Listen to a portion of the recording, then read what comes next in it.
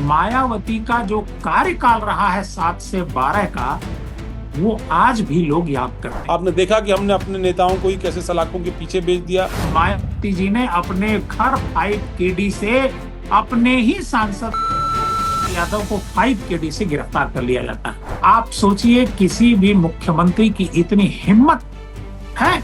बिल्कुल नहीं। उत्तर प्रदेश के सत्ता की जो चाबी है वो मायावती के साथ ये हो सकता है। वो ये कि अगर मायावती इस बात को जनता के सामने जाहिर करें कि भाई देखिए, तो वो ये कहें कि भाई देखो, आखिरी चुनाव है, एक आखिरी मौका मुझे मिलना चाहिए। मैंने इतनी बार आपकी सेवा की, मेरा स्ट्रांग एडमिनिस्ट्रेशन आपने देखा, लॉ एंड ऑर्डर को लेकर के आपने मेरा परसेप्शन देखा, आपने देखा कि हमने अपने नेताओं को ही कैसे सलाखों के पीछे भेज दिया, मुकदमे लाद दिए, मंत्री पद से हटा दिया। पश्चिमी उत्तर प्रदेश में समाजवादी पार्टी कमजोर है, लेकिन अगर बीएसपी बढ़ती है तो बीएसपी बुंदेलखंड में बढ़ेगी, बीएसपी पश्चिमी उत्तर प्रदेश में बढ़ेगी और बीएसपी पूर्वांचल में भी बढ़ेगी। और अगर ये त्रिकोणीय मुकाबला होता है, बीएसपी ताकत लेकर के आती है, दलित वोट अगर बीएसपी के साथ इंटैक्ट होता है, मायावती अगर इसमें कामयाब होती हैं और ब्राह्मण उनकी तरफ थोड़ा ही खिसकता है, मैं नहीं कहता हूं कि ज्यादा फॉरवर्ड क्लास जिसे आप कहिए, क्योंकि फॉरवर्ड क्लास की बीजेपी से बहुत उम्मीद है। तो बीजेपी के बाद अगर फॉरवर्ड क्लास किसी को पसंद करता है तो वो मायावती है।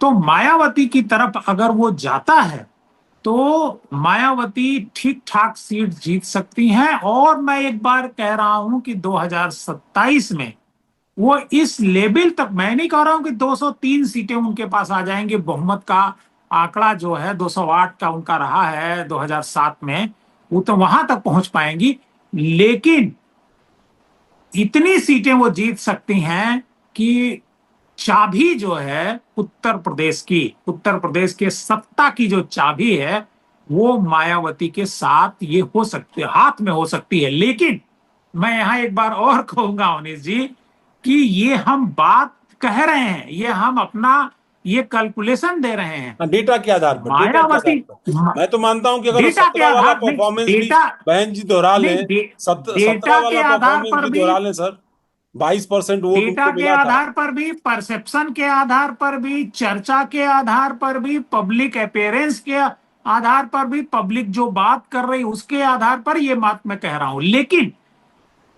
इसके लिए मायावती जी को खुद काम करना पड़ेगा।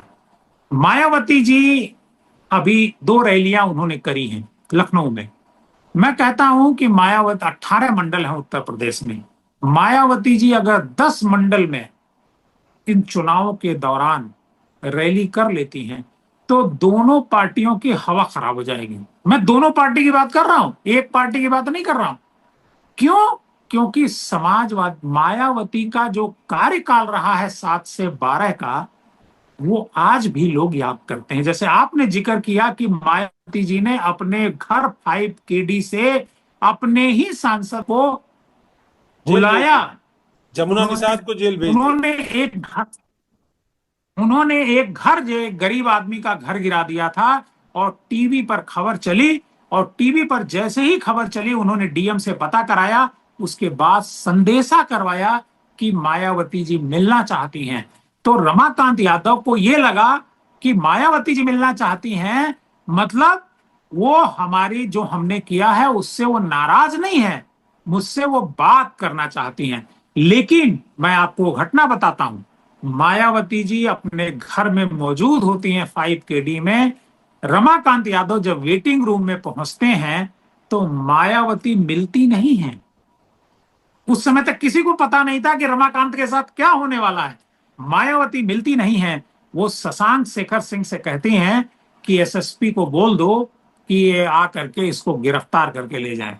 एसएसपी लखनऊ खुद पहुंचते हैं अपनी पूरी टीम के साथ। पर नहीं है, ये वो एसएसपी लखनऊ को भी बताती नहीं है कि गिरफ्तार करके ले। एसएसपी लखनऊ को बुलाती हैं, वो पूरी टीम के साथ एसएसपी लखनऊ पहुंचते हैं, 5 KD से गिरफ्तार कर लिया जाता है। आप सोचिए, किसी भी मुख्यमंत्री की इतनी हिम्मत है? बिल्कुल नहीं।